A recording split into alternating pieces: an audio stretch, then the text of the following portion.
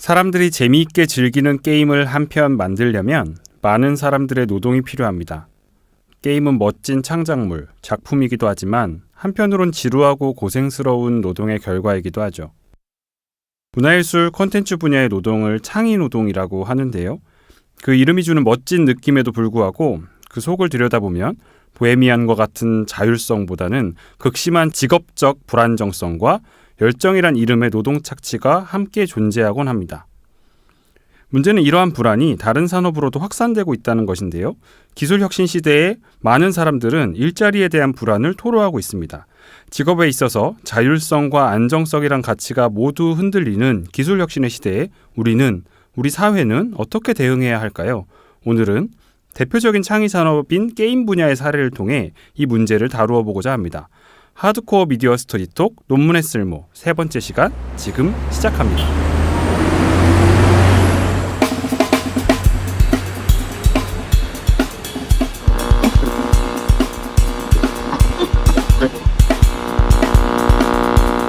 안녕하세요. 하드코어 미디어 스터디톡 논문의 쓸모에 오신 여러분 환영합니다. 저는 진행을 맡은 이성민 그리고 이상규입니다. 반갑습니다. 반갑습니다. 오늘은 좀 썰렁하네요. 네, 오늘 이제 세 번째 시간인데요. 이제 조금은 익숙해지시는 느낌이 들지 않나. 어떠세요? 네, 익숙하죠 이제. 괜찮습니까? 네, 자리가 바뀌었습니다 오늘. 자리가 바뀌었습니다. 저희가 오늘은 너흰 누구냐 이런 느낌이 좀 드실 수도 있을 것 같아요. 그래서 네. 저희가 어떤 연구자인가를 조금은 소개해드릴 필요도 있을 것 같다고 생각을 했고 또 워낙 훌륭한 논문을 쓰신 분이 계셔서 저희 오늘은 이상규 박사의 논문을 주제로 진행을 하려고 합니다. 네. 논문 주제가 뭐죠? 예, 논문 일단 제목을 말씀드리면 디지털 창의 노동자는 어떻게 불안정성에 대응하는가? 한국의 게임 개발자들을 중심으로 라는 논문이고요. 이게 뭔가 짜고 치는 고스톱처럼 된 것 같은데 작년에 쓴 그 박사학위 논문입니다. 그리고 이제 이 논문을 기반으로 해서 그 외국 학술지에 이제 이 논문의 일부를 이제 다시 편집을 해서 그 출판이 됐는데요. Deepening Conditions of Precarity in the Korean Game Industry and Collaborative Strategies to Overcome Constraints. 깁니다. 네. 예, 이런 제목으로 또 발표가 된 바 있습니다. 제가 영어 읽기 싫어서 대신 말씀 네. 부탁드렸습니다. 네. 저희 이제 게임 개발자들의 노동에 대해서 이들이 디지털 시대 창의 노동자라고 할 수 있는데 이들이 겪고 있는 불안정성의 문제를 다루게 될 텐데요. 저희 서두에 말씀드렸던 것처럼 사실 이거는 게임만의 문제라기보다 좀 더 넓게 볼 수 있는 부분들도 있는 것 같아요. 그래서 오늘은 게임에 관련된 논의를 깊게 파고 들어가 보고 또 그것과 관련돼서 더 넓은 얘기들도 좀 해보려고 합니다. 네. 그러면 커뮤니케이션 북스에서 제작 후원하는 하드코어 미디어 스터디톡 논문의 쓸모 이제 저희와 함께 논문의 세계로 들어가 보시겠습니다. 네, 본격적으로 논문 얘기를 좀 이제 해보려고 해요. 네. 어쩌다가 게임을 주제로 논문을 쓰시게 되셨는지 그것도 게임의 노동을 주제로 삼게 되셨는지 좀 궁금한데요.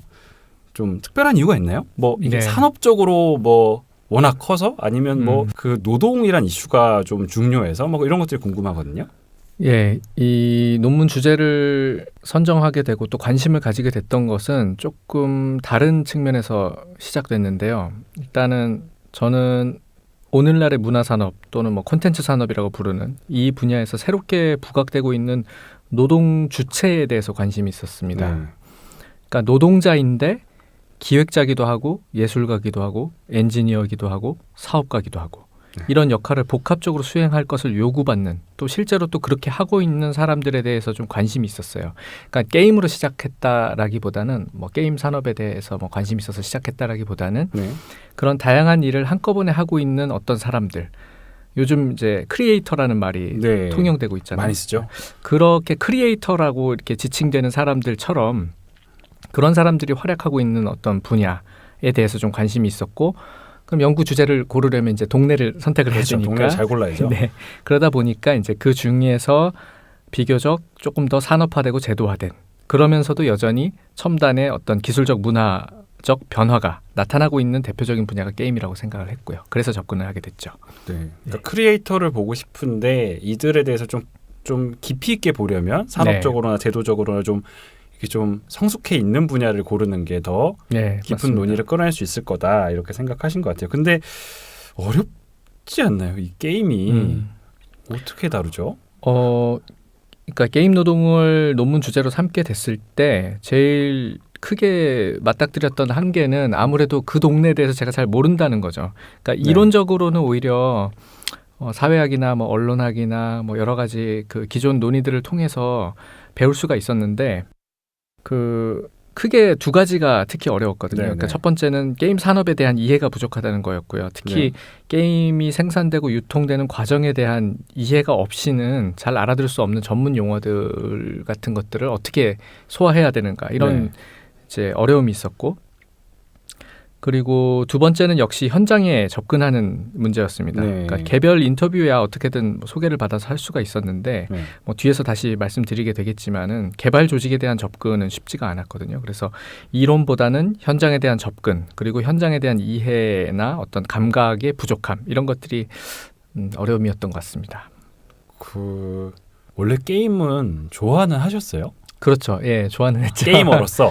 근데 게임을 정말 연구를 하게 될 줄은 몰랐어요.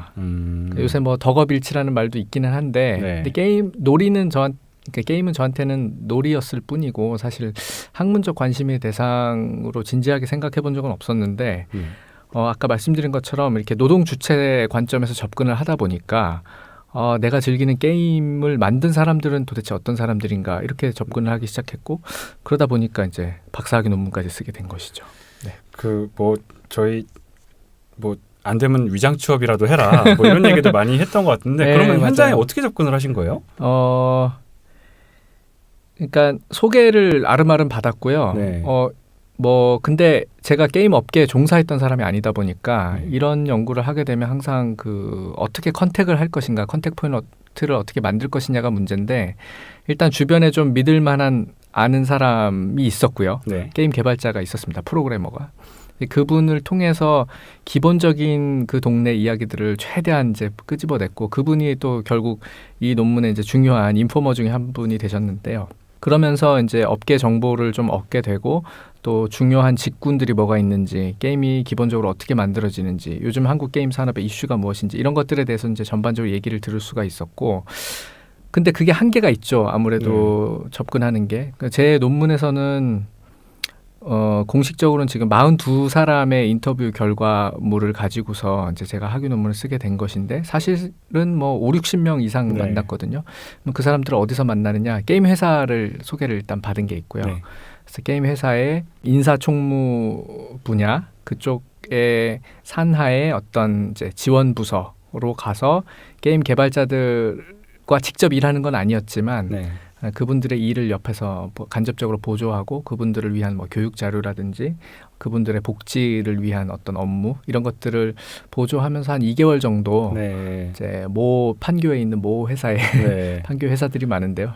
거기에 있는 모 회사에서 다행히 잘 이렇게 도와주시고 이 연구 취지를 좀 좋게 봐주셔가지고 제가 그쪽에서 조금 이렇게 적당히 일을 거들면서 이제 그 개발 조직에 직접 들어갈 수는 없었어요. 그렇죠. 제가 실력이 없다 보니까. 근데 그렇게 소개를 받아서 이제 한 개발 조직, 대표적인 개발 조직의 그 직군별로 이렇게 분포해 있는 그 개발자분들을 차례대로 좀 만날 수가 있었고요. 그 과정에서 많은 도움을 받았습니다. 후회하진 않으세요? 그때 판교 다니시느라 엄청 힘들다고 막 그렇게 얘기하셨던 것 같은데. 일단은 학위를 받아야 되니까 굉장히 현실적인 이유인데 그것도 그랬고 현장에 가야지만 얻을 수 있는 게 분명히 있다고 생각했어요. 그거를 책상에서 찾을 수는 없는 노릇이었고, 현장에 가서 부딪히면서 되게 마음고생도 많이 하고 말도 잘 안 통하고 이상하게 쳐다보고, 그 회사 안에 붙어있는 뭐 포스터라든지 그 회사 내에 그런 인테리어 같은 거 있잖아요. 그 회사가 직원들한테 어떤 지향점을, 어떤 비전을 보여주느냐 이런 것들을 간접적으로 드러내는데 제가 그거를 이렇게 그냥 메모를 할까 하다가 재밌어갖고 사진을 찍었어요. 아무도 없을 때. 물론 그 회사 이름을 밝힐 일은 없었기 때문에 큰 문제는 안 될 거라 생각했는데 막 지나가던 분이 이상하게 쳐다보기도 하고 그렇죠. 화장실에 붙어 있는 그런 문구 같은 걸 제가 찍었는데 화장실에서 카메라를 들고 있으니까 약간 이상하게 쳐다본 적도 있고 뭐 적응하는데 아주 쉽지는 않았지만 사람들을 만나기 시작하면서부터 좀 많이 라포도 형성되면서 네. 자연스럽게 해소됐던 것 같고요. 그 제가 게임 회사만 갔던 게 아니라 사실 뭐 컨퍼런스는 뭐 당연히 다른 분들도 많이 그런 방법을 택하시겠지만 컨퍼런스 같은 데를 가서 그냥 생으로 거기 발표자분들 이제 끝나면은 붙잡아가지고 인터뷰 좀 해달라고 한다든지 아니면은 이제 인디 게임 개발자들이나 뭐 게임 스타트업들 대상으로 한 교육 강연 이런 행사에 가보면 비슷한 고민을 하고 비슷한 그 처지에 있는 사람들이 많이 모여 있거든요.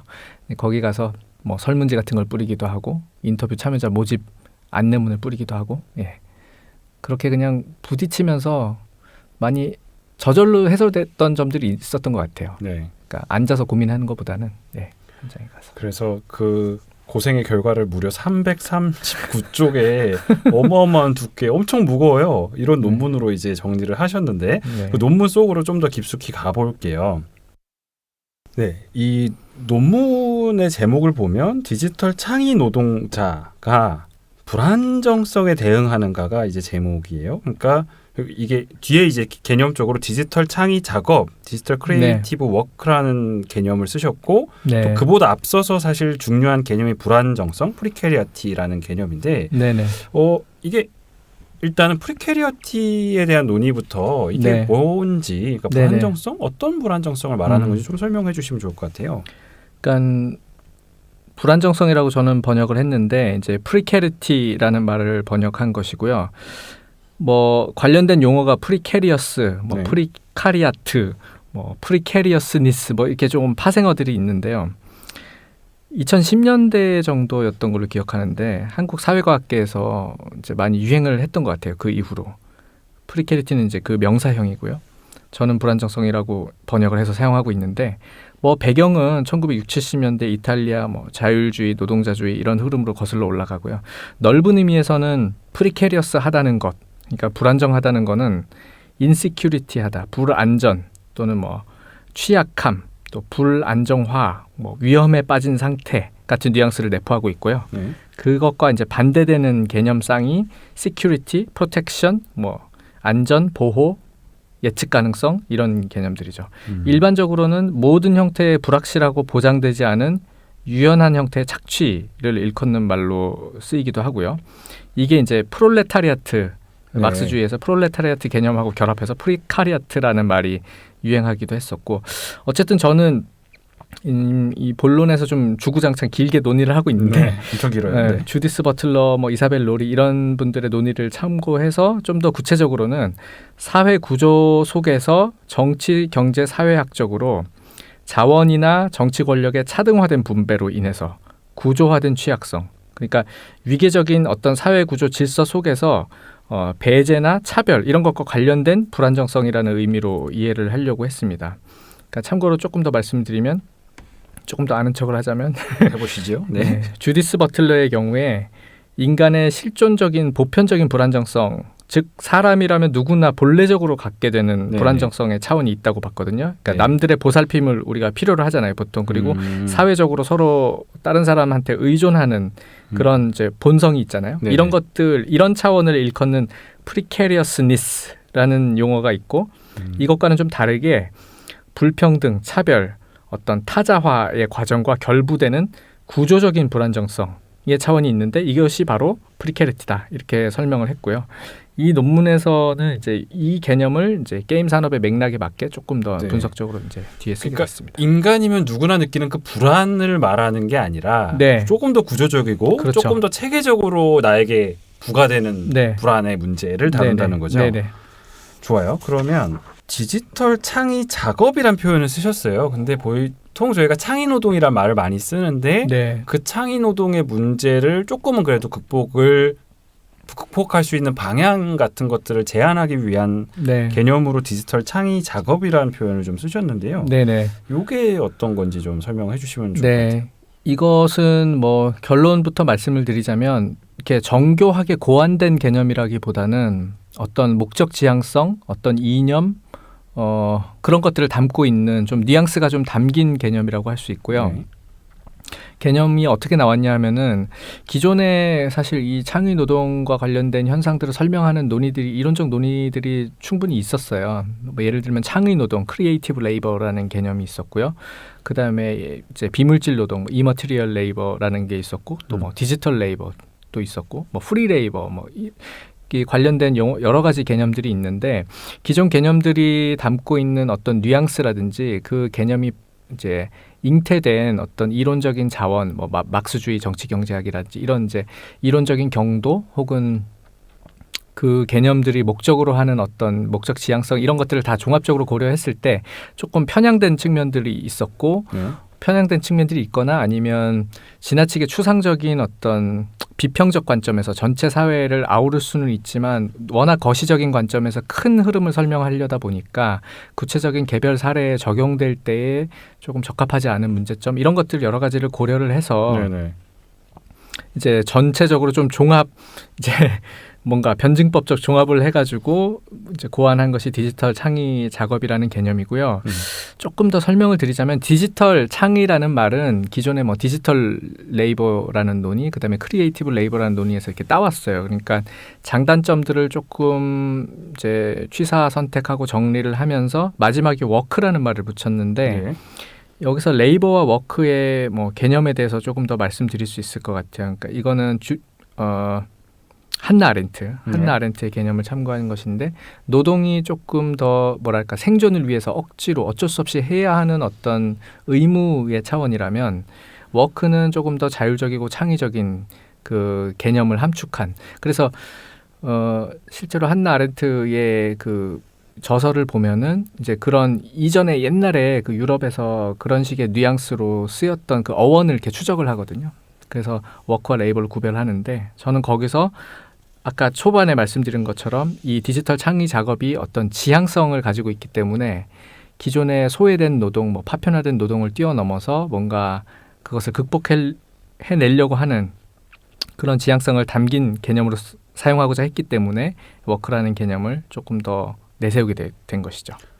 그러니까 지금 이 논문의 문제의식은 아까 불안정성이라는 게 그런 구조적으로 생기는 어떤 불안의 문제라는 거였죠. 근데 그것들을 디지털 노동 혹은 디지털 창의 노동이라고 하는 분야에 있는 사람들이 대응하는 전략을 설명하기 위한 개념으로 디지털 창의 작업이라는 표현을 이제 적어 주신 거잖아요. 네네. 그러면 프리캐리티가 지금 왜 중요한가? 그러니까 이게 그냥 뭐 게임 산업이 원래 흥행 산업이니까 불안한 거 아니야? 뭐 그런 불안을 우리가 굳이 우리는 그런 흥행 산업이 아닌데 이런 얘기를 할 수도 있잖아요. 그러니까 네네. 이게 게임 산업만의 문제가 아니라 한국 전체에 혹시 아니면 지금 이 시대를 사는 우리들이 좀 알아야 될 이유 이런 것들이 있을까요?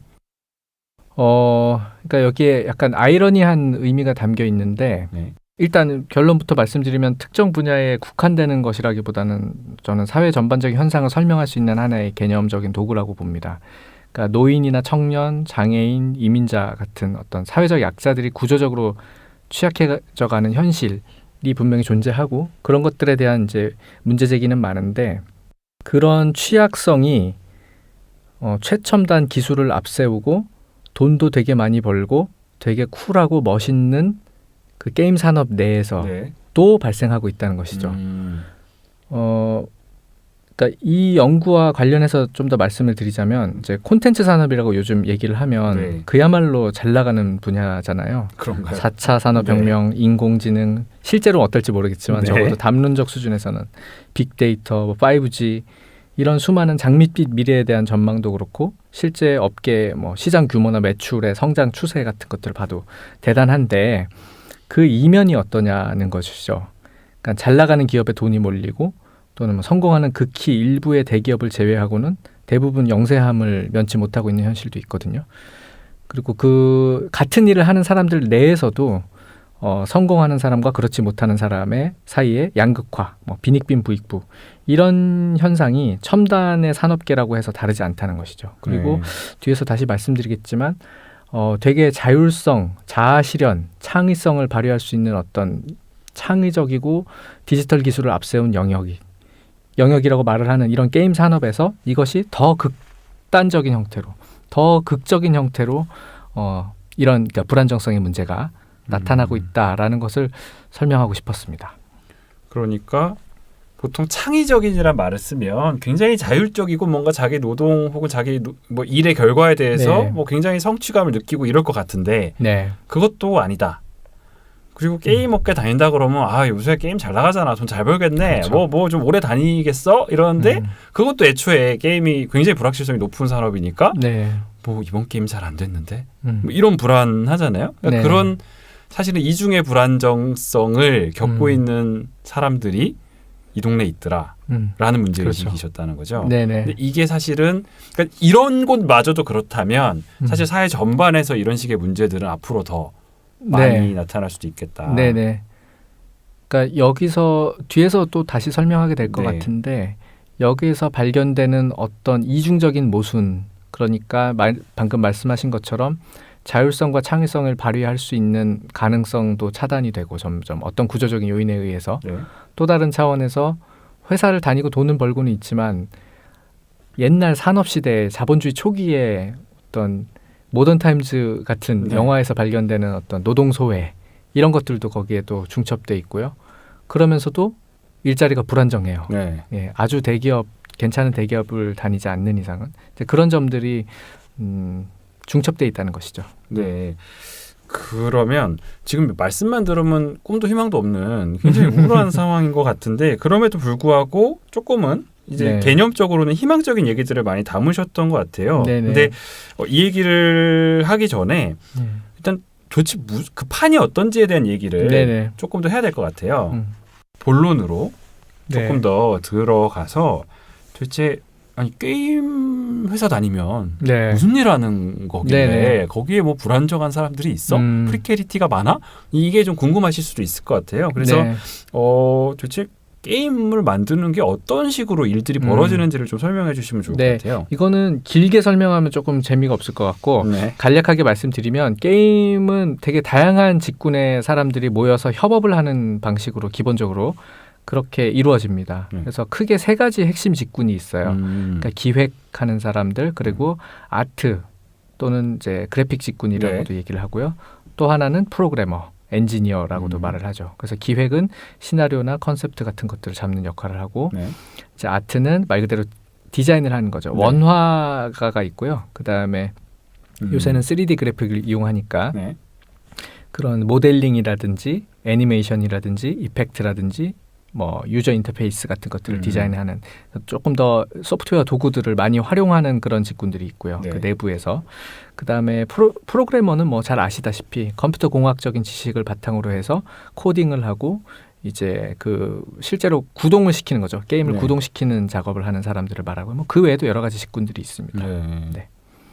그래서 이런 사람들이 모여서 이 제작 과정은 사실 다른 콘텐츠 산업도 좀 비슷해요. 네. 프리 프로덕션 단계라고 해서 사전에 준비하는 단계가 있고 이제 게임은 이제 넓은 의미에서 보면 소프트웨어니까 프로토타입을 만들어내야 되는 거죠. 프로토타입을 만들고 이게 조금 성공 가능성이 있겠다 싶으면 팀이 세팅이 됩니다. 거기에 이제 필요한 직군들, 다양한 사람들이 모여들어서 또 기본적인 이제 게임을 만들어내고요. 보통 뭐 알파 빌드, 베타 빌드 뭐 이렇게 얘기를 하는데 이 과정에서 또 뭐 CBT, OBT 뭐 이런 용어들이 있어요. 그러니까 조금 더 완성 단계로 가면서 이거를 어느 시점에 되면은 공개를 하거든요, 사람들한테. 그러니까 CBT라고 하면 보통 회사 내에서 하는 클로즈드 베타 테스트라고 하고요. 베타 버전을 이제 테스트하는 거죠. 그다음에 OBT라고 하면 오픈 베타 테스트라고 해서 여기서부터 이제 유저들을 모읍니다. 그래갖고 실제로 테스트를 해보는 거죠. 게임에 뭐 버그가 없는지, 이 게임이 시장성이 있는지, 어떤 재미 요소 같은 게 발견되는지 이런 것들을 이제 테스트하는 것이고요. 이런 단어들 처음 들을 때 되게 당황하셨겠어요. 저 지금 네. 머리가 갑자기 너무 복잡해지는데, 그러니까 지금 조금 정리할게요. 그러니까 되게 다양한 직군이 있는데 어쨌거나 틀 짜는 사람, 기획자가 있고, 그 어쨌든 비주얼한 게 중요하니까 그거와 관련된 직군이 있고, 그렇죠. 그 게임이 구동돼야 되니까 그거를 네. 만드는 소프트웨어 관련된 사람들이 있고 네. 그다음에 그게 어쨌든 요새는 다 온라인으로 하니까 그 부분을 구동하는 영역들이 네. 있고 그거 말고도 그 뒤에 서비스 하기 위해서 수많은 뭐 그렇죠. 쭉 단계들이 있는 그렇게 수많은 사람들이 협업해서 하는 네, 맞습니다. 것이 게임을 만드는 거고 뭐 뒷부분은 조금 더 설명을 하는 게 좋을 것 같은데 네네. QA라고 해서 네. 퀄리티 어슈런스라고 해서 이제 버그라든지 어떤 문제점이나 재미 요소 같은 것들을 이제 테스트하는 사람들도 있고요. 그다음에 요즘에는 게임이 아시겠지만 만들어서 시장에 내놓는다고 끝나는 게 아니에요. 그렇군요. 네. 게임을 다 만들어서 내놓는 게 아니라 사실상 한 반 정도 뭐 많이 만들면 한 반 정도 만들어서 내놓고요. 보통 온라인 게임이 그렇습니다. 모바일 게임도 그런 경우가 많고요. 네. 내놓고 서비스를 하는 거예요. 보통 라이브 서비스 단계라고 하는데 서비스를 하면서 그 뒤에 콘텐츠를 붙이는 방식이에요. 그러니까 게임의 시작과 끝이 처음부터 정해져 있지 않은 거죠. 시작은 있는데 끝은 있을 수도 있고 없을 수도 있고 보통 한국의 게임은 끝이 없죠.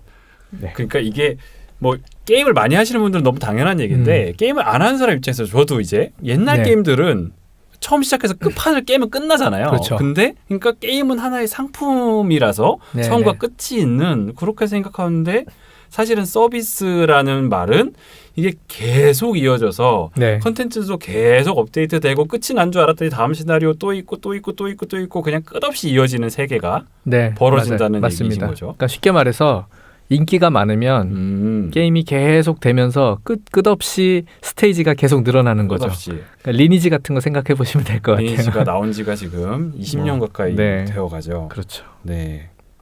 그런 게 이제 라이브 서비스라고 하는 네. 거고.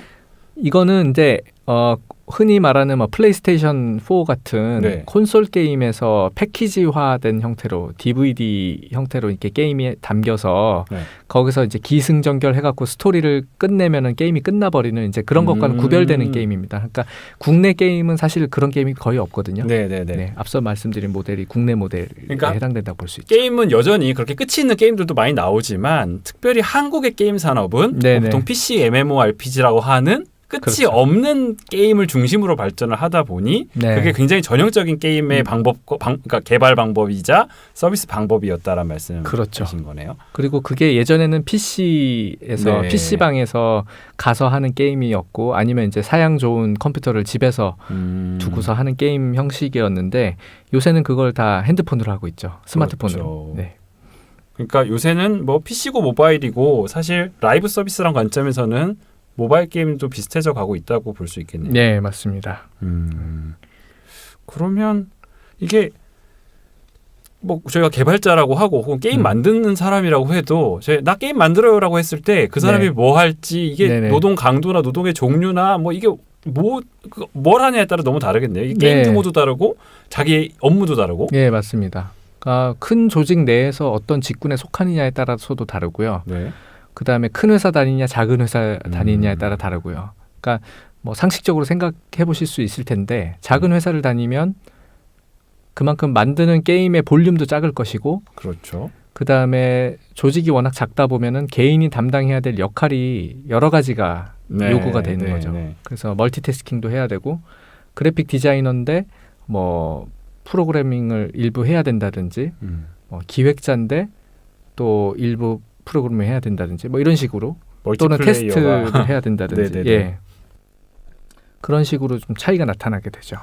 그러면 네. 큰 회사 가면 좀 분업이 더 잘 돼 있다면 작은 네네. 회사에서는 더 많은 역할을 맡아야 되는 경우가 있으면 그럼 요새 1인 개발자도 많잖아요. 그럼 네. 이건 굉장히 극단적인 경우네요. 예, 맞습니다. 그러니까 게임 산업이 고도화되고 되게 역사가 나름 이제 쌓이게 되면서 한편으로는 되게 거대화됐죠. 네. 그러니까 영화 산업이 뭐 할리우드처럼 이렇게 커지는 것처럼 게임 산업도 마찬가지로 우리가 뭐 넥슨, NC소프트, 뭐 넷마블 이렇게 부르는 큰 회사들, 대표적인 회사들처럼 조직 규모가 상당히 커지고 거기서 대작 게임들을 만들어내게 되면 아까 말씀드린 것 같은 그 다양한 직군별로 그 직군 내에서도 또 굉장히 세분화된 직군들이 있거든요. 그러니까 특정 분야의 스페셜리스트들이 모여서 게임을 만들게 되는 양상인데요. 이게 게임 산업의 고도화되면서 자연스럽게 일어난 일이라면 아까 말씀하신 것처럼 그 반대로 이제 극단적인 미니멀리즘이라고 해야 될까? 네. 어쨌든 조직은 굉장히 작아지는 형태로 만들어내는 게임의 퀄리티는 별개로 하고 그 게임의 장르라든지 어떤 성격은 좀 다르겠죠 분명히. 네네. 이제 대작 게임은 아닐 테니까요. 근데 1인 개발자들로 가게 되면은 그러니까 스페셜리스트적인 역량이 요구되는 게 아니라 굉장히 업계 사람들이 그렇게 표현을 해요. 제너럴리스트적인 역량이 필요하다.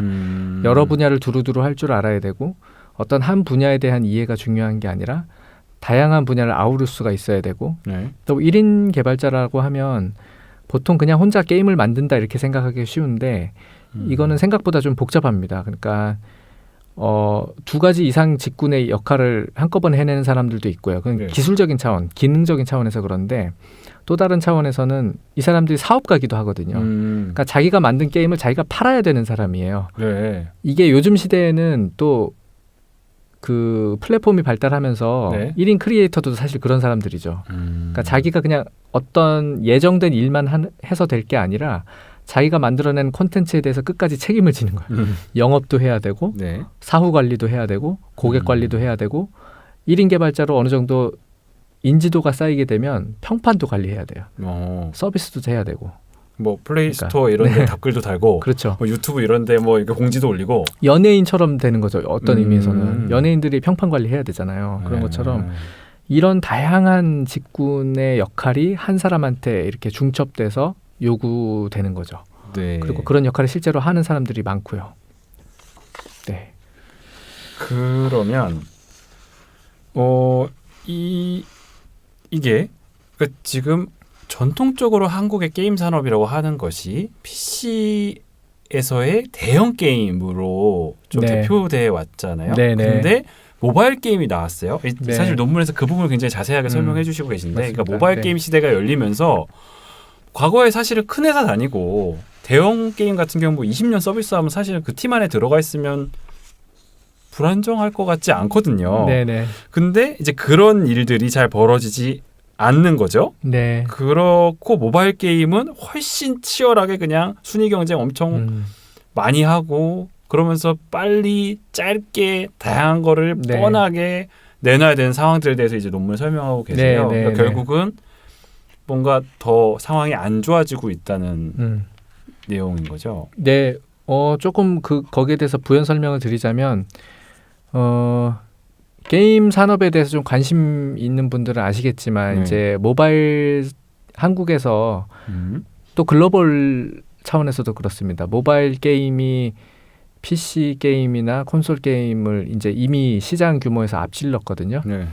근데 그 변화가 한국에서 시작된 것은 보통 2010년 이후로 봅니다. 네. 특히 2011년, 2012년을 중요한 기점으로 보고 있는데 뭐 몇 가지 이슈들이 이때 좀 중첩이 됐어요. 그러니까 기존의 PC 게임의 경우에는 지금도 그런데 이 등급 분류를 받아야 됩니다. 네. 그러니까 심의를 받아가지고 이게 몇 세 이하, 뭐 몇 세 사용가 이런 거 등급 분류를 받아야 되는데 그 분류를 받기 위한 심사를 신청하는 그 비용이 2000년대 말 2010년대 이렇게 거치면서 굉장히 크게 올랐어요. 네. 그게 하나 있고 그다음에 2011년쯤 되면은 아시겠지만 스마트폰이 이제 본격적으로 국내에서 보급이 되면서 그 모바일 앱 마켓이 열리기 시작하죠. 네. 그러니까 구글 플레이 스토어, 애플 앱 스토어 이런 게 열리기 시작하면서 모바일 게임 시장이 같이 열리게 되죠. 네.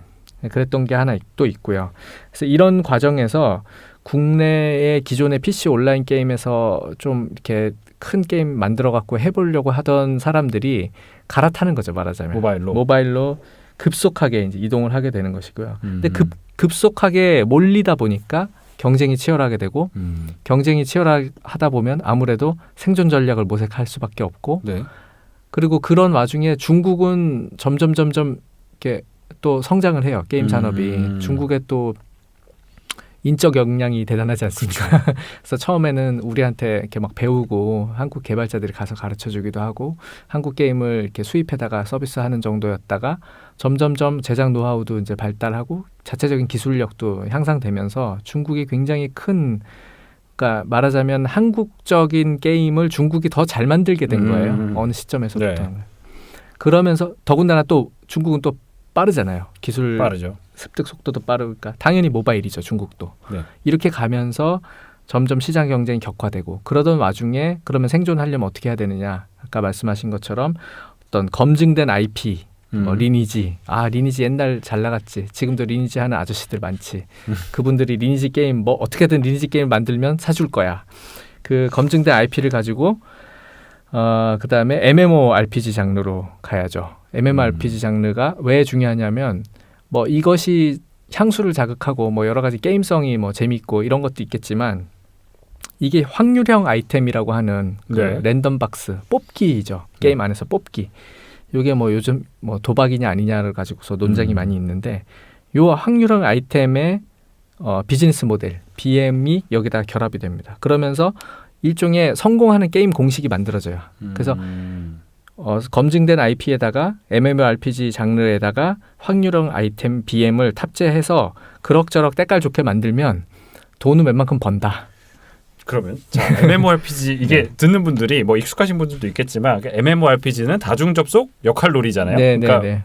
뭐 이제 그런데 그러니까 사람들이 우르륵 몰려서 레벨 경쟁하고 사냥하고 뭐 싸우고 맞습니다. 하는 게임인데 거기서 내가 우월감을 느끼고 즐거움을 느끼는 요소 중에 하나가 내가 레벨 높아지고 좋은 아이템 들고 네, 있는 네, 건데 네, 그 네. 아이템을 뽑는 거죠. 네. 근데 그게 뭐가 나올지 모르는 그렇죠. 랜덤한 돈 놓고 돈 먹기죠. 그거가 많이 팔리고 네. 그럼 웬만큼은 돈이 벌리더라 이 얘기이신 그러니까 거네요. 그거를 만드는 거 자체가 힘들어요.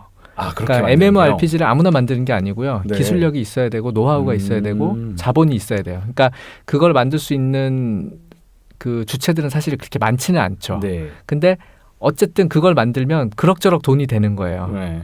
그러니까 양산형 게임이라는 말이 많이 나오죠. 그래서 기본적인 그런 공식에 따른 어떤 게임을 계속 만들어내는 건데 그거가 쉽지가 않지만 어쨌든 한국 게임 그 개발자들이 그런 쪽으로 기술력은 계속 쌓아왔으니까 잘 되니까 그쪽은 말하자면 플레이스테이션용 DVD 게임은 못 만들어도 패키지 게임은 못 만들어도 네. 온라인 게임은 잘 만들었고 MMORPG 잘 만들었고 네. MMORPG는 사실상 한국이 거의 뭐 종주국처럼 됐거든요. 그런 노하우들을 가지고서 계속 버텼던 거죠. 이제 비슷한 게임을 만들면서. 그러면 그러니까 한국 이게 이 얘기가 왜 중요하냐면 사실 저희가 자율성의 문제 네. 그리고 이제 불안정성의 문제 이걸 다루고 있는데 얘기를 듣다 보면 게임을 만드는 일이 그렇게 창의적인 일이 아니게 됐다는 얘기처럼 들려요. 네네. 뭐 그럼에도 불구하고 지금 게임 업계 사람들을 실제로 만나보면 본인이 일이 뭐 어떤 식으로든 창의성을 발견하려고 노력하시고 실제로 네, 창의적인 부분이 분명히 존재하죠. 네. 근데 이제 문제는 제가 좀 전에 설명을 놓친 부분이 있는데 이게 그런 양상이 PC 게임 시대에도 있었어요. 그러니까 크런치 모드라고 뒤에서 다시 설명하게 되겠지만 되게 압축적으로 마감 시간을 지켜야 되고 밤샘을 해야 되고 게임이 우리가 뭐 모든 게 그렇잖아요. 벼락치기라는 게 있잖아요. 그렇죠. 근데 게임 만드는 거나 이런 소프트웨어 생산 같은 경우에는 그 마지막에 마감 시간 그리고 거기 그 과정에서 버그를 잡아내고 납품 기일을 지키고 발매 시점을 지키기 위해서 이제 과중한 게 노동 강도가 요구가 되는데 그런 게 그전에 PC 게임 시대에도 분명히 존재를 했는데 모바일 게임 쏠림 시대로 넘어가게 되면서 그게 점점 더 심해졌다는 거예요. 뭐 여기 여러 가지 요인이 같이 결부가 되는데요. 일단 모바일 게임 자체가 PC 게임만큼 볼륨이 그렇게 크지는 않습니다. 그러니까 조금 더 작은 게임이고 근데 공식은 뻔해요. 그러니까 네 머리로 따로 생각해서 새로운 창의적인 거 만들지 말고 이런 거 게임 만들어 라고 오너가 이제 지시를 내리는 시점. 그리고 빨리 만들어야 돼요. 속도 경쟁이니까. 경쟁이 치열하니까 빨리 만들어서 빨리 내놓고 아니다 싶으면 빨리 접고 또 다른 것도 만들고.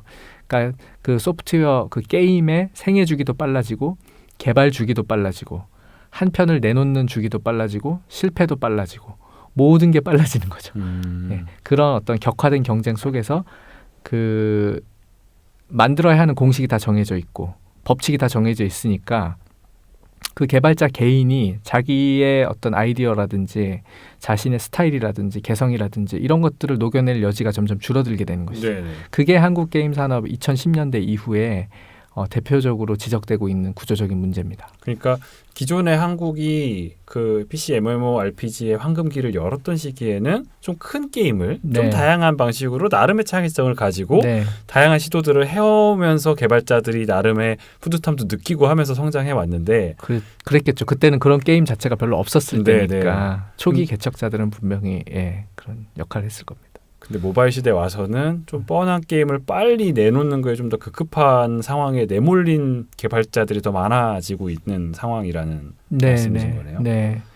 그리고 워낙에 한국 게임 자체가 그렇게 다양성이 보장되는 영역은 아니었던 것 같아요. 네. 그러니까 그거는 뭐 기술적인 한계도 있을 것이고 주어진 조건과 자원을 최대한 활용하는 과정에서 아마도 그런 개발 패턴과 어떤 장르 집중화 네. 이런 것들이 나타나지 않았을까 싶은데 뭐 개인적으로는 좀 아쉽기도 해요. 근데 그 부분은 또 별도의 연구가 필요한 영역일 텐데 분명히 그렇죠. 왜 한국에서는 패키지 게임이 개발되지 못했을까? 왜 한국에서는 뭐 언차티드나 뭐 갓 오브 워나 뭐 이런 그 기승전결이 있는 네. 정말 작품성 있는 뭐 동유럽의 작은 회사들도 그런 거 만들던데 우리는 왜 못 만들까? 글쎄요.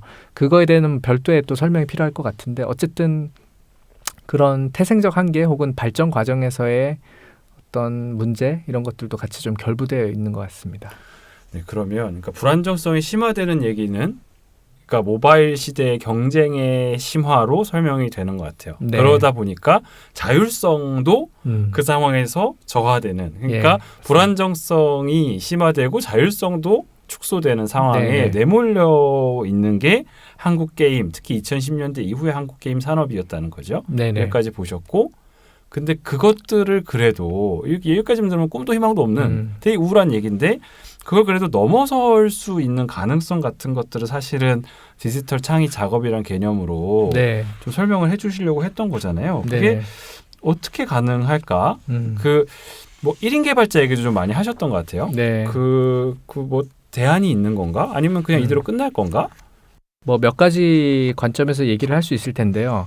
첫 번째는 기술 환경과 조건에 대한 측면인데 게임을 만들 수 있는 그 기술 환경이 많이 좋아졌죠. 예전보다 네네네. 당연히. 뭐 다른 모든 영역에서 사실 마찬가지일 텐데 게임을 만드는 그 중에서 이제 가장 핵심은 게임 엔진이라는 것인데요. 엔진. 네. 요즘에 이제 유니티 혹은 언리얼이라고 하는 이름의 그 상용 엔진이 유명한데 상용 엔진이요. 네. 그러니까 어떤 특정 게임을 위해서 그러니까 게임을 만드는 과정에서 엔진이라는 게 필요해요. 이거는 어떻게 설명해야 될까요? 여러 가지 게임을 만드는 도구들이 결합되어 있는 어떤 패키지 같은 건데요. 네. 패키지 같은 뭐 플랫폼이기도 하면서 게임을 만드는 도구기도 한데 이거를 게임을 만들면 이게 무조건 있어야 돼요. 그래서 이 게임 엔진을 중심으로 해서 기획자들의 작업, 아티스트들의 작업, 프로그래머들의 작업이 이제 결합이 되는 거거든요. 근데 과거에는 이 게임 엔진을 모든 게임 한 편 한 편의 게임을 만들 때마다 제작을 했어야 됐어요. 다 따로. 네, 네. 그랬는데 이 게임 엔진이 이제 표준화된 어떤 그런 형태로 등장하게 된 거죠. 그러니까 네. 잘 만든 게임 엔진이 어떤 한 게임을 만드는 데만 사용되는 게 아니라 이후에도 계속 활용되는 거야. 판매가 되는 거예요. 엔진 자체가 판매가 돼서 다른 사람들이 자기 게임을 만들 때 그 엔진을 쓸 수 있도록 네. 이게 점점점 범용화되고 상용화되면서 값을 받고 팔다가 어느 시점에서부턴가 공짜가 돼버렸어요. 왜죠? 그거는 이제 아무래도 그 게임 엔진을 만든 그 소프트웨어 회사의 뭐 여러 가지 경영 전략일 수도 네. 있을 것이고 뭐 길게 보는 거죠. 길게 봐서 이거를 무료로 보급을 하게 되면 이 게임 엔진에 대한 수요가 더 증가할 것이고 전반적으로 이게 보급이 되면서 뭔가 그 이후에 또 셈이 있었겠죠. 게임 엔진을 쓰는 사람이 더 많이 늘어날수록 일종의 네. 영향력이 커지는 것들을 네네. 기대했다라고 볼 수 있는 거네요. 네. 그래서 그렇게 되면서 소위 뭐 개발의 민주화 뭐 이런 말들도 있었어요. 무슨 얘기냐면 게임 엔진이 공짜로 풀렸거든요. 어느 네, 시점에서부터가. 공짜로. 제가 지금 정확한 시점이 기억이 안 납니다만 그 사실상 그래서 유니티나 언리얼 엔진은 지금 1인 개발자 아마추어라면 누구나 공짜로 그냥 쓸 수가 있어요. 네. 그게 일정한 정도의 그 엔진을 기반으로 해서 어떤 상업적 용도의 게임을 만들어서 거기서 수익이 굉장히 많이 난다. 이러면 이제 그때부터 얘기가 달라지고 네. 어떤 규모가 큰 회사에서 그 게임을 사용한다. 이러면 또 사용료를 지불을 해야 되는데 그게 아니라 아마추어 개인 개발자 입장에서는 얼마든지 공짜로 쓸 수가 있게 됐거든요. 그러니까 그렇게 되면서 근데 이 상용 엔진이 굉장히 파워풀한 그 도구였어요. 그러니까 여러 가지 그 그래픽을 구현하는 기능이라든지 혹은 과거에 그 컴퓨터 공학의 지식을 갖춘 엔지니어가 한 줄 한 줄 그 명령어를 입력해서 말하자면 코딩을 해서 작업을 수행해야 했던 것과 달리 마치 옛날 도스 시대에서 윈도우 시대로 넘어간 것처럼 네.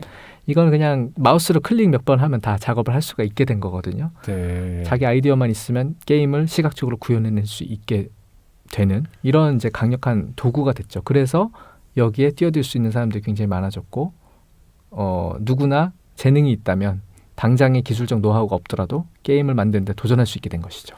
그 얘기는 그렇다면 과거에 엔진을 만들던 굉장히 고숙련의 네. 개발자들에 대한 수요는 네, 줄어들었던 얘기처럼도 실제로 들리는데요. 그렇습니다. 예, 그래서 이게 항상 이게 굉장히 양가적이에요. 네. 그러니까 기술이 항상 그렇잖아요, 사실.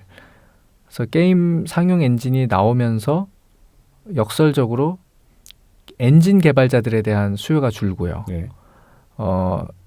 장인급으로 이렇게 불렸던 그 엔진을 다루는 그 사람들이 실제로 수요가 없는 거죠. 그 사람들에 대한. 근데 또 다른 한편으로는 명작 게임에 준하는 막 대형의 그 좋은 게임을 만들기 위해서는 또 엔진을 커스터마이징을 해야 되거든요. 네. 그러니까 엔진을 그냥 주어진 대로 사용하는 게 아니라 그 엔진의 기능을 좀 부분적으로 개량하면서 또 써야 되고 그 개성 있는 게임을 만들기 위해서는 그 게임 철학이나 이런 것들이 녹아들게 하기 위해서 또 엔진을 고쳐서 써야 되는데 역설적으로 그런 기술을 가진 사람들에 대한 처우가 또 낮아지고 또 그런 기술을 쓰는 사람들이 없어지다 보니까 또 귀해지기도 해요. 어떤 면에서는. 귀해지는 거죠. 네네네. 그러니까 소수의 정말 그런 거를 그 정도 큰 게임을 만들 수 있는 회사에선 그런 분들이 필요한데 네네. 그냥 모바일에서 빠르게 경쟁해야 되는 회사들 입장에서는 사실 부담스러운 네. 상황이 되는 거네요. 아까 사실 지금 생각났어요. 아까 하신 질문이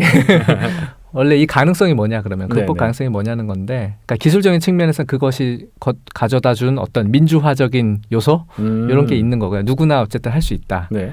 두 번째는 그래서 소규모의 그 자율적인 작업 같은 것들이 이제 가능하게 된 것이죠. 어느 큰 조직에 들어가서 그러니까 말하자면 내가 게임을 만들기 위해서는 뭐 NC소프트 넥슨에 들어가가지고 거기에서 어떤 직군에 들어가서 그 큰 조직 안에서 배우면서 성장해야 된다가 아니라 네. 뭔가 대안적인 커리어를 구축할 수 있는 가능성이 생긴 것이죠. 그러니까 창업도 해볼 수 있고 정부 지원금을 받으면서 뭔가 자기 소규모 게임을 만들어 볼 수도 있고 또 그 과정에서 엔진을 매개로 해서 어쨌든 진입 장벽이 낮아졌기 때문에 다양한 방식의 협업이라든지 어떤 자생적인 커뮤니티를 통해서 그 게임을 만드는 조직을 좀 조직으로 성장을 한다든지 네.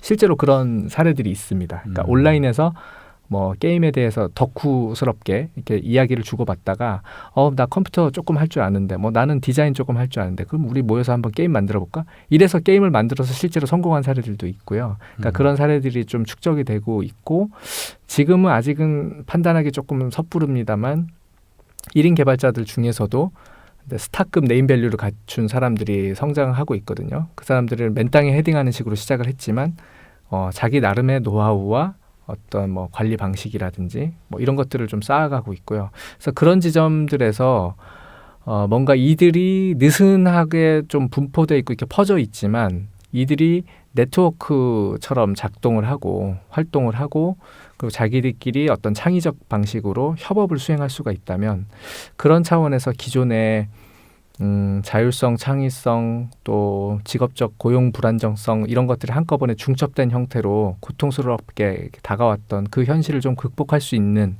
가능성들을 내부에서 찾을 수 있지 않겠는가 그렇게 좀 고민해봤던 것이고 그것을 디지털 창의 작업이라는 개념으로 설명을 하고자 했던 것이죠. 네. 그러니까 개발자에 대한 연구잖아요. 그러니까 네. 개발자가 사실은 과거에는 뭐 시장도 점점 커지고 그거에 따라서 숙련도 늘어나고 그거에 따라서 회사도 점점 커져서 나름 자율성과 안정성을 다 누릴 수 있을 줄 알았는데 네. 시장 상황이 바뀌고 기술적으로 탈숙련의 상황이 벌어지니까 내가 숙련을 쌓은 것을 써먹을 기회는 줄어들고 시장의 경쟁은 심화되면서 기업들이 흔들리고 그래서 직업적 안정성도 약해지는데 내가 원하는 게임도 못 만들어. 내가 뭐 하는 거지? 이렇게 이중의 불안정성에 놓여 있었다는 얘기죠. 근데 네. 오히려 이 기술 발전이 역설적으로 다른 방식의 게임 창작의 계기들을 만들어냈다. 네. 그리고 그런 사람들이 또 다른 방식으로 모여서 뭔가 회사와 같은 방식이라기보다 조금 더 자율적인 방식의 협업을 할 수 있는 기회가 네네. 열렸다. 이렇게 네. 이제 말씀을 하시는 네, 거네요. 네. 그래서 그 내부에서 실제로 그러니까 이거는 뭐 속단하긴 이릅니다. 그리고 지금 충분히 그렇게 됐다라고 말하기는 좀 어려운 측면이 많이 있는데 네. 그럼에도 불구하고 그런 가능성은 분명히 있다는 게 뭐 예를 들면 그게 대표적으로 인디 게임 개발자들 중에 이제 좀 이름이 알려진 분들이 많이 그런 사례들을 보여주고 있고요. 꼭 인디 게임이 아니더라도 자기가 인디 개발자라는 정체성을 갖지 않은 사람들이라 할지라도 소규모 그 게임 개발자 집단이 모여서 네. 이렇게 작은 스타트업을 만들고 시작을 해서 중요한 거는 유통 구조 차원에서 또 얘기를 해볼 수가 있거든요. 무슨 얘기냐면 예전에는 게임을 시장에 내놓기 위해서는 유통사, 퍼블리셔를 거쳤어야 됐어요. 그러니까 예전에 책이 또 그랬잖아요. 네. 책을 출판하고 싶으면 출판사를 통했어야 되잖아요. 네. 근데 요새는 게임 개발자들이 게임을 내놓고 싶으면 그냥 내놓으면 돼요. 그냥 구글 플레이 스토어나 네. 애플 앱 스토어에다가 올리면 됩니다. 거기서 요구하는 어떤 서류나 뭐 그런 양식이 있어요. 그것만 적당히 영어로 써갖고 맞춰서 내고 나 그러면 게임 이거 여기다가 좀 내놔 볼게요 하면 내놓을 수 있습니다. 네. 유료로 내놓을 수도 있고 무료로 내놓을 수도 있고 광고도 붙일 수 있고 여러 가지 수익 모델이 있어요. 네. 그러니까 그런 유통 경로가 뚫렸다는 거죠. 예, 그런 측면도 분명히 존재하고요. 그러니까 되게 역설적이네요. 그러니까 상용 모델이라고 하는 것이 탈숙련을 가져왔지만 1인 창작자의 가능성을 열었어요. 네, 플레이스토어나 앱스토어 같은 모바일 플랫폼이 시장 격화라고 하는 산업 구조를 완전히 뒤흔들어 놨는데 그게 오히려 개인이 네, 서비스를 할 수 있는 그러니까 플랫폼에 출시를 할 수 있는 네. 기회를 열어줘서 또 다른 가능성을 연. 네, 네. 약간 되게 재밌는. 네, 이거는 그냥 다시 말씀드리지만 어디까지나 가능성이고요. 네네네. 전망의 그러니까 한 양상을 말씀드린 거고 아마 게임 업계에 계시는 분들은 별로 동의하시지 않을 수도 있어요.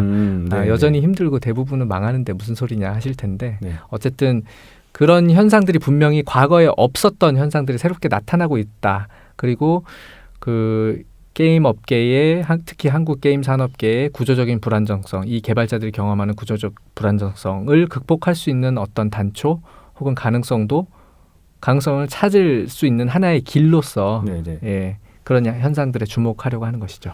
그러니까 꿈도 희망도 없는 얘기로 끝내고 싶지는 않으셨던 거네요. 어떻게든 대안을 네. 예, 찾으려고 했습니다. 저희 그러면 논문은 어쨌든 어떻게 게임 노동이라고 하는 것이 그 내재된 여러 가지 속성들이 있었는데 어떤 산업의 변화, 맥락의 변화 때문에 벌어진 불안정성의 심화가 있었고 네. 그렇지만 그 상황에서의 어떤 대안들을 풀어내는 걸로 논문들을 정리를 하신 것 같아요. 네네. 그러면 이제 논문의 쓸모에 대해서 뭐 게임 얘기만이 아니라 조금 더 깊은 얘기도 넓은 얘기도 네네. 해보면 좋을 것 같습니다.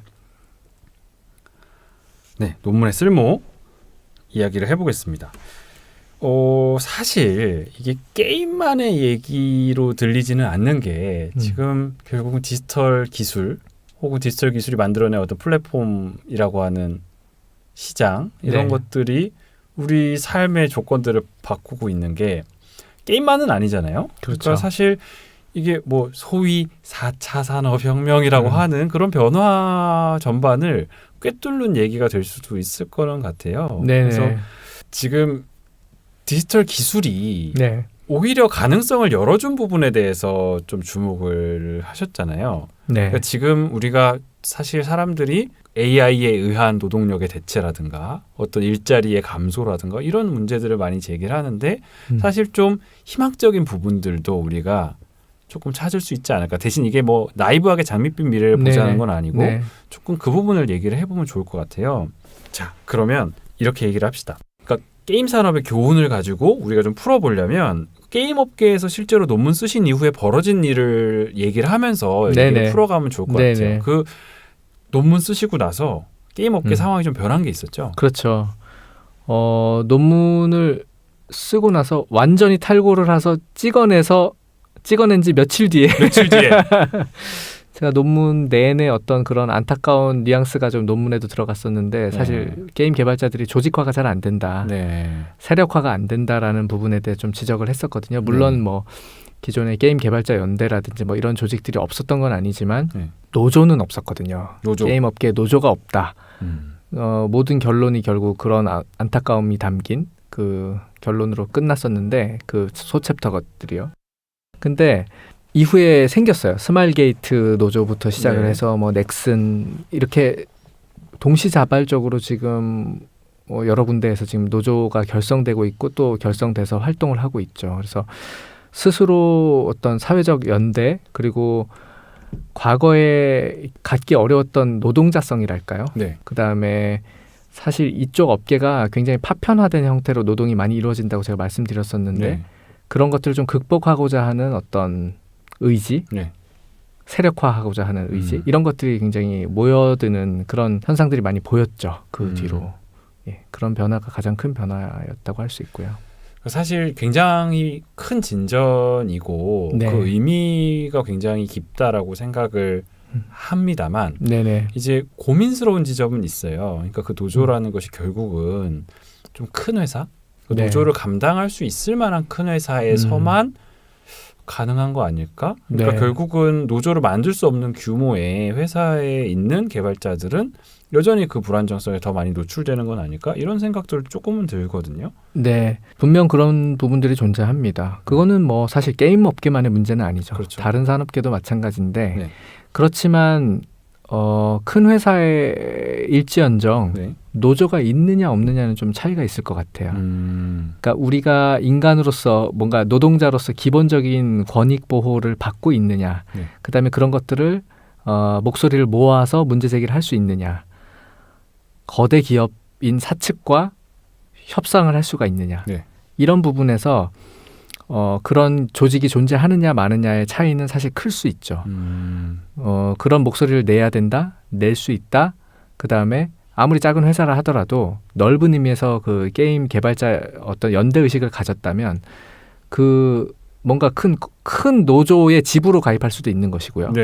브랜치로 가입할 수도 있는 것이고 뭐 노하우라든지 노조 설립의 노하우라든지 뭐 여러 가지 방법이라든지 이런 것들에 대해 배울 수도 있고요. 그런 측면에서 좀 의미가 있지 않나 생각을 하는 거죠. 그러니까 보통 저희가 창의노동이라고 하면 열정을 많이 얘기했던 그런 경향이 있는데 아까 노동자성이라는 표현도 쓰셨지만 우리가 하고 있는 것이 노동이고 이것에 대해서 같이 연대해서 그 문제를 집단적으로 협력을 통해서 해결할 수 있는 토대가 마련됐다라는 것은 사회적으로 큰 진전이다 이런 말씀이신 거죠. 사실 다른 한편으로는 이거는 반쪽짜리 또 해결책일 수도 있는 거죠. 아까 말씀드렸던 것처럼 이중의 불안정성, 그 이중성이 첫 번째는 자율성과 창의성의 상실, 노동 소외 이런 부분들 이거는 이전에 산업시대에 존재했던 문제들이었는데 그것 플러스 일자리 자체의 안정성을 이제 상실하는 그런 두 가지 문제점이 중첩됐다고 말씀드렸는데 이 중에서 이제 안정성은 이렇게 해서 찾을 수가 있어요. 근데 여전히 그러면 창의성, 자율성 이런 부분은 과제로 남아 있는 것이죠. 그러니까 그거는 사실은 게임 산업이 계속 성장을 하거나 그래서 시장 상황이 좋아서 다양한 시도를 할 수 있어지지 않으면 근본적으로 해결되기 어려운 부분처럼도 들려요. 근데 사실 아까 1인 개발자 얘기에서 좀 다른 그러니까 그 자율성 측면에서의 다른 가능성도 좀 찾으셨던 거잖아요. 좀 재밌는 시도들이 뭐 인디게임이라는 이름으로 나타나는 얘기를 많이 언급하셨더라고요. 그러니까 뭐 예를 들면 전형적인 그 커리어 패스를 밟지 않는 전문가들이 생겨나고 있거든요. 그러니까 예를 들면 큰 회사에 들어가서 프로그래밍을 배우고 그러니까 일찌감치 그 밑바닥부터 이렇게 실력을 갈고 닦아가지고 어떤 분야의 전문성이 되는 전형적인 이제 장인의 길이라고 할까요? 예전에 우리가 생각하는 그런 부분도 존재하는데 1인 개발자들은 아무래도 이것저것 동시에 담당해야 되는 경우가 많다 보니까 그런 표준화된 어떤 루트를 밟지 않는 경우가 있어요. 그러니까 예를 들면은 프로그래밍을 그러니까 정석대로 하지 않는 거죠. 정석대로 하지 않고 이 사람은 모 개발자의 경우에는 이제 아티스트, 그러니까 디자이너 출신이에요. 그래서 캐릭터 디자인을 시작을 하는데 게임을 자기가 만들고 싶은 거예요. 근데 조직에 들어가서 만들 수도 있지만 자기만의 또 세계가 있는 거죠. 이분의 독특한 네. 세계가. 그러니까 뭐 큰 조직에서 안 받아주고 만들 기회가 없는 거죠. 그래서 자기가 만들어야 되는데 만들려고 보니까 프로그래밍을 해야 돼요. 프로그래밍을 하려다 보니까 이제 하드 코딩이라고 부르는데 네. 말하자면 호환이 잘 되지 않는 이제 그 게임에서만 딱 먹히는 코딩을 하는 거예요. 주먹구구식이에요, 한마디로. 진짜 개발하던 사람이 보면 말도 안 되는. 네네. 근데 도라는 가는. 그렇죠. 그래서 코드를 뜯어 고칠 수가 없어요, 딴 사람들은. 그래서 자기만 아는 거예요. 네, 알 수가 없죠. 그리고 그냥 뭐 모듈화라고 얘기를 하잖아요. 부분 이렇게 통으로 만들어 가지고 그거를 떼서 딴 데다 붙이면 그 기능을 하는 거. 뭐 여러 가지 부품처럼 네. 어떤 기계 부품처럼.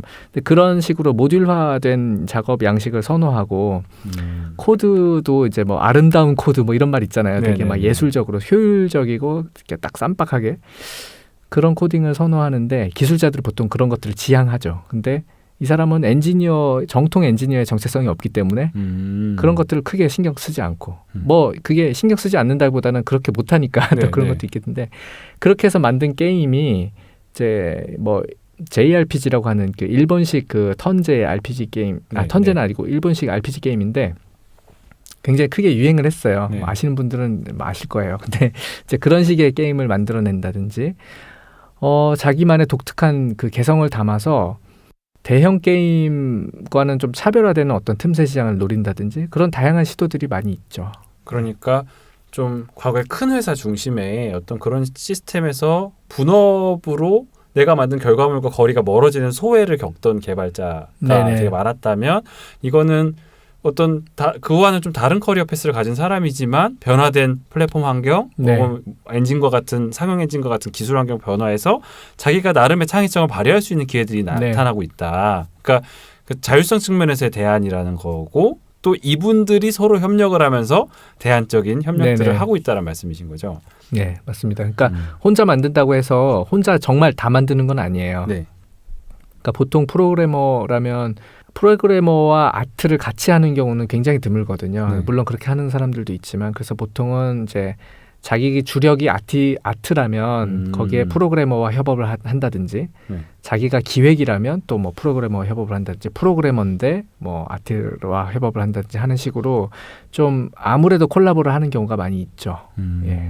그 이 논문에서 다중 숙련이라는 개념을 쓰셨잖아요. 그게 뭔지 조금 설명을 해줄 수 있을까요? 그러니까 그렇게 막 무게감을 갖고 썼던 개념은 아닌데 어쨌든 이 양상을 이제 좀 긍정적으로 풀어보자면 개념적으로 그렇게 이해할 수 있는 것이죠. 그러니까 기획자면서 아트면서 뭐 프로그래머면서 동시에 운영자이기도 하고 서비스를 제공하는 사람이기도 하고 영업도 해야 되고 사업도 해야 되고 그러니까 이런 부분이 누군가한테 굉장히 고통스러운 일일 수 있고 이게 1인 개발의 숙명을 무겁게 받아들이면 이제 좀 그렇게 해석할 수도 있겠지만 누군가는 그렇게 그 현장에서 그런 경험을 쌓아가면서 대기업의 어떤 굉장히 좁은 직군의 세분화된 직군 틀 안에서 커리어를 쌓아가고 성장하는 사람은 경험할 수 없는 어떤 다른 대안적인 루트의 커리어 패스를 형성할 수가 있다. 그러니까 그런 점에서 그런 사람들이 그 현장의 그런 경험들, 자기 사업이 뭐 망하고 또 투자를 새로 받고 또 돈을 구하러 다니고 전혀 새로운 컨셉을 개발해내고 이런 것 과정을 거치면서 일종의 다중적인 숙련을 형성할 수 있지 않겠느냐라고 본 것이죠. 이걸 제가 여쭤본 이유가 아까 반쪽짜리 대안이라고 그러니까 노조의 설립이 분명히 중요한 진전이지만 반쪽짜리 숙련이라고 말씀하신 이유가 사실 우리 사회 전체적으로 산업들의 저성장 기조가 이어지면 기업이 제공하던 안정성이라는 부분과 어떤 방금 말씀하신 숙련을 보통 기업에서 교육훈련의 기회를 많이 제공했었거든요. 그렇죠. 근데 이 기업이 그런 기회를 제공하지 않게 되면 우리가 그런 것을 어디서 얻을 거냐의 문제가 있고 또 기업이 주던 안정성을 점점 잃어가는 거잖아요. 그러니까 이게 기술 혁신이 그리고 저성장이 우리 모두를 게임 업계가 아니더라도 그 모두를 그 상황으로 몰아가고 있는 거죠. 그러면 맞습니다. 이게 정규직 노동자가 보통 가졌던 노동조합이라고 하는 방식으로 이 모든 문제를 풀 수 없게 됐을 때 우리에게 다른 가능성이 있느냐 이런 문제랑 연결되는 것 같아요. 예. 그러니까 그 부분은 여전히 해결되지 않은 부분이고요. 상당히 여전히 불안정한 굉장히 리스크도 크고 사실 망망대해에 그냥 놓여 있는 입장이라고 볼 수 있는데, 근데 중요한 거는 그런 상황에 내몰리든지 아니면 자기가 자발적으로 선택하든지 네. 그렇게 떠다니는 사람들이 많아졌다는 거예요. 네. 예, 큰 조직 안에 들어가서 안정적으로 예상 가능한, 예측 가능한 자신의 커리어의 종결까지를 이렇게 생각해보는 그런 게 아니라 당장 뭐 어떻게 될지 모르는 거예요. 그렇죠. 그런 위험성이 게임이 사실 대표적이고요. 네. 다른 분야도 마찬가지죠. 프로젝트 기반의 노동을 하는 사람들, 특히나 그 프로젝트의 성과물의 성패에 따라서 그 커리어가 이어질 수 있느냐 못 이어지느냐까지도 고민해야 되는 네. 정말 되게 리스키한 그런 직종에 있는 사람들은 더더욱 이제 공감을 하실 텐데, 근데 제가 인상적이었던 거는 이제 그런 사람들끼리 어쨌든 동료 의식까지는 아니더라도 한 직장에 한 공간에 점유하고 있는 그 동질감은 아닐지라도 그 어떤 연대감, 말로 설명하기가 좀 어렵지만 어떤 연대감 같은 것들은 있는 것 같아요. 네. 그러니까 이런 것들을 보시려면은 인디게임 쪽 뭐 컨퍼런스라든지 아니면 이제 이런 그 스타트업 노하우나 뭐 이런 것들을 전수하는, 그러니까 대표적인 게 경기 게임 아카데미 G넥스트라는 곳이 있는데요. 네. 이제 제가 거기 가서 이제 관계자분들께 많은 도움을 받았는데 그쪽에 가보면 이쪽에서 업계에서 어느 정도 성공하신 분들 혹은 지속 가능한 그 커리어를 쌓아갈 정도의 사이클을 구축하신 분들, 네. 사실 그분들도 아슬아슬하죠. 근데 그분들이 와서 굉장히 열정적으로 자신들의 노하우를 공유합니다. 그러니까 거기서 막막한 사람들이 다 모여 있고 다 저마다 꿈은 있는데 다 불안하고, 어떤 분들은 뭐 큰 회사 다니다가 나오신 분도 네네. 계시고, 어떤 분들은 뭐 게임에 대한 열정은 너무 뛰어난데 아는 게 좀 적고 노하우가 없고, 이런 분들이 모여서 서로의 장단점을 보완해 주는 거예요. 젊은 친구들은 좀 더 창의적인 아이디어를 내놓고, 조금 경력이 있으신 분들은 어떤 노하우, 또 그 업계에 오래 있어야만 알 수 있는 또 노하우들이 있잖아요. 이런 것들을 공유하면서 서로 이렇게 좀 격려하고, 또 아까 말씀 못 드렸는데 인디게임이라든지 그 소규모 스타트업 게임 같은 경우에는 그 나름의 또 시장이 있어요. 그러니까 그런 게임들을 앞서 말씀드린 것처럼 MMORPG, 뭐 한국 뭐 린저씨라고 하는, 리니지 하는 아저씨라는 뭐 네. 조롱하는 말도 있는데, 이런 획일적인 그 게임 문화에서 좀 벗어나서 좀 색다른 걸 계속 찾고자 하는 사람들이 있고, 그런 사람들이 온라인 게임 커뮤니티나 게시판을 중심으로 해서 이 1인 개발자들을 응원하고 그들의 게임에 대한 어떤 평가, 긍정적인 평가 혹은 뭐 비평 같은 것들을 하면서 어떤 담론을 만들어내기도 하고요. 그러면서 자연스럽게 어떤 뭐 직접적인 후원은 아니지만 어쨌든 그런 인디 게임을 계속 소비하고 거기에 대해서 돈을 투자하거나 시간을 투자하면서 관심을 쏟으면서 이들을 응원하는 이런 또 커뮤니티도 분명히 존재하거든요. 네. 그러니까 이런 협업을 네트워크화된 창의적 협업이라고 논문에서 설명하셨던 거죠. 이런 것들이, 그러니까 저희가 보통 혼자 개인이 모든 역량을 다 갖춰서 슈퍼맨이 돼서 자기 개발을 해서 열정을 가지고 세상 문제들을 뚫고 나가는 그런 모델과는 다른 방식인 거죠. 서로 협력하고, 그렇죠. 디지털 기술을 통해서 또 서로 연결되고, 대신에 그걸 통해서 자율적인 다양한 시도들을 할 수 있는 어떤 그런 방식들을 말씀하신 것 같아요.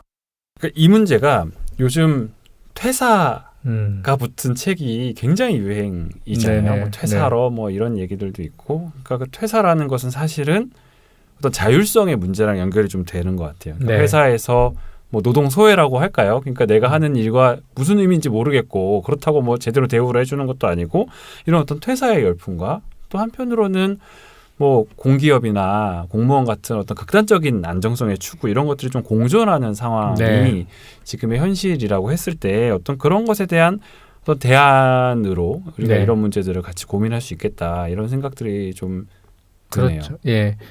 그러니까 창업에 대한 담론들도 많이 나왔고, 뭐 스티브 잡스나 뭐 이런 사람들 성공 스토리 막 뭐 주커버그나 이런 사람들 얘기들이 나오면서 뭐 특히 IT 분야를 중심으로 해서 자기 아이디어와 개성을 바탕으로 해서 창의성을 잘 발휘하면 크게 성공할 수 있고, 자기 꿈도 실현하고 자아 실현도 할 수 있고, 그런 얘기들이 많이 나왔는데, 또 다른 한편으로는 결국 그렇게 해봤자 되게 불안하고 위험하고 뭐 이런 얘기들이 이제 공존하잖아요. 그래서 사람들이 이제는 웬만큼 아실 것 같아요.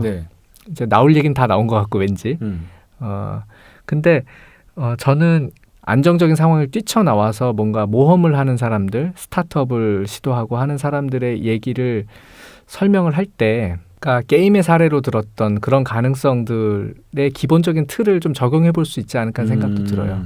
결국에는 뭐냐, 어떤 식으로 이 불안정성을 극복하고 자아실현할 거냐, 뭐 지극히 개인적인 차원의 자아실현까지 설명할 수는 없겠지만 이들이 적어도 지속 가능한 구조 속에서 자신들이 추구하는 활동을 계속 할 수 있는 어떤 그런 생태계를 만드는 데에는 결국에는 공동체, 연대, 협업, 또 그 소외되지 않는 어떤 기술의 사용, 그러니까 노동 소외를 발생시키지 않는 방향으로의 어떤 기술적 가능성을 극대화시키는 방안. 결국에는 그런 식의 어떤 사회적 관계랄까요? 네. 이런 부분들이 다시금 강조될 수밖에 없지 않을까 하는 생각이 드는 거죠. 그러니까 사실 지금 그 1인 개발자라고 하는 말만 들었을 때 자율성에 대한 대안은 되는 것 같아요. 그렇지만 사실 근본적인 그 불안정성, 과거에 기업이 주던 고용이라고 하는 안정의 문제, 그게 깨어진 문제는 해결이 안 되잖아요. 근데 사실은 사람들이 서로 협력하고 네트워크를 하는 방식으로 그 불안들을 해결해가는 모습들이 나타나고 있는 것에서 지금 가능성을 보시고 그 게임만이 아니라 더 많이 다른 분야도 적용될 수 있을 거다. 근데 사실 그러면 이게 또 그 개인들의 연대만으로 이걸 해결할 것이냐. 과거에 기업이 책임졌지만 기업이 그 역할을 못한다면 뭔가 다른 방식으로 이 불안의 문제를 사회적으로 해결하는 방법은 없을까? 이런 문제 고민도 좀 들거든요. 네. 그 부분은 굉장히 어려워요. 그래서 저도 뭐 거기에 대해서까지 뚜렷한 대안을 내놓기는 쉽지 않을 것 같은데, 근데 아까 말씀드렸던 것처럼 그 대기업 중심의 노조가 이제 생겨나기 시작했는데 이 노조 이후에 그 사람들의 인식도 바뀌고 어떤 처우 개선이라든지 사회적 안전망을 마련해야 한다라는 인식은 분명히 강해졌을 것 같거든요. 그러면서 생겨나는 어떤 느슨한 형태일지라도 느슨한 형태의 조직화 혹은 사회적 연대를 추구하는 어떤 움직임, 흐름 같은 것들이 좀 일어날 필요가 있고 이제 뭐 국가에서도 정부 정책에서도 그런 차원의 사회적 안정망 마련에 조금 힘쓸 필요가 있다. 그래서 최근에 뭐 작년부터 예술인 고용보험에 대한 이제 논의가 많이 진행이 됐고 사실 이제 거의 도입이 될 텐데 이거 자체가 어찌 보면 좀 역설적이거든요. 예술인은 원래 불안정함을 감내하면서 자기가 원하는 걸 추구하는 것을 선택한 사람들인데 그 사람들한테 사회적 안전망을 사실 굉장히 인위적으로 만들어주는 방식이에요. 그 행정 비용도 많이 들고 지금 그래서 이 사람들의 뭐 고용 보험을 어디까지 가입을 시키고 돈을 얼마 내게 할 거냐 이거 가지고 지금 이제 계속 연구 용역을 진행하고 있거든요. 저도 그 중에 하나를 했는데 근데 굉장히 복잡한 문제임에도 불구하고 어쨌든 이런 변화가 나타나고 있는 것이죠. 그런 식의 좀 정책적인 고민도 필요할 것 같아요. 그게 어떤 형식이 됐든지 간에. 사실 예술인 고용보험이라는 것이 이게 예술가의 문제라면 사회적 지지를 그렇게 얻는 게 어려울 수도 있지 않을까 이런 생각이 드는데 지금 우리가 계속 얘기하고 있는 건 이게 예술가만의 문제가 아닐 수도 있겠다라는 고민들이 있는 것 같아요. 그리고 제가 오늘 말씀드렸던 게임만의 문제가 아닐 수 있는 거죠. 그러니까 말하자면 좀 거칠게 그냥 말씀을 드리자면 게임 개발자만의 문제가 아니라 많은 사람들이 게임 개발자처럼 되고 있는 거예요. 어떤 의미에서는.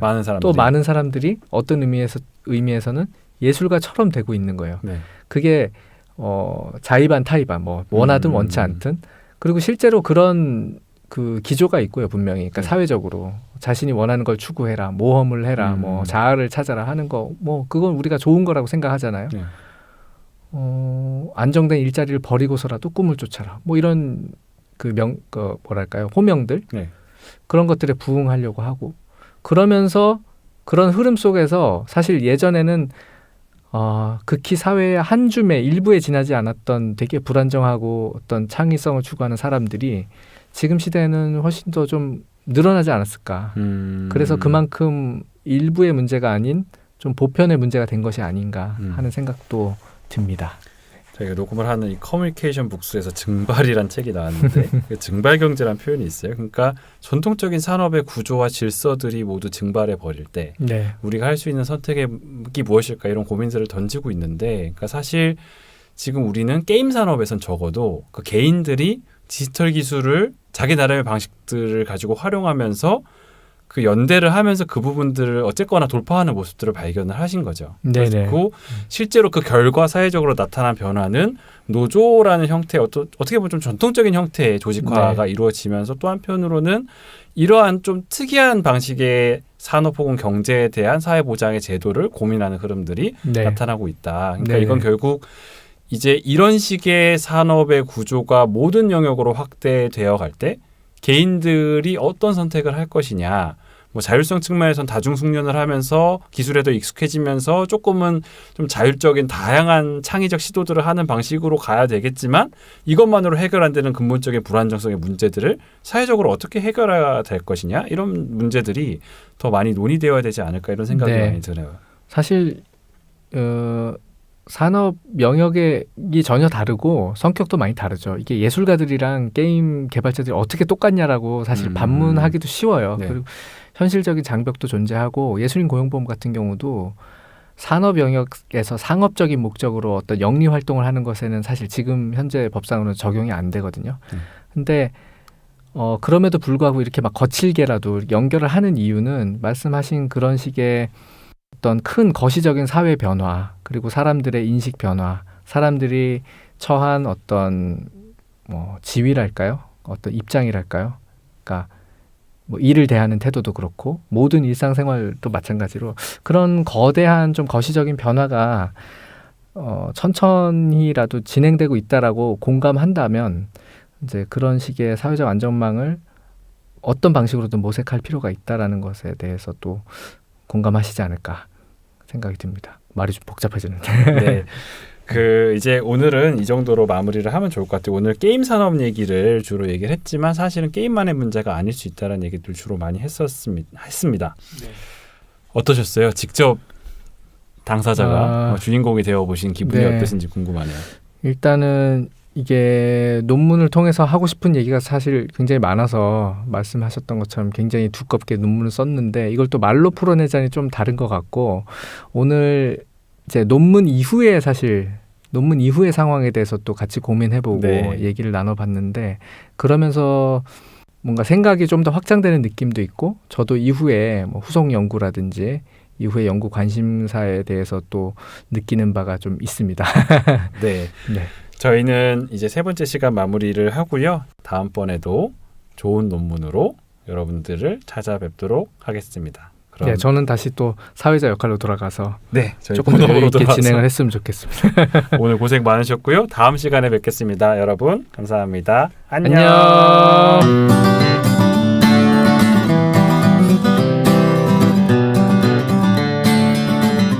제작 커뮤니케이션 독스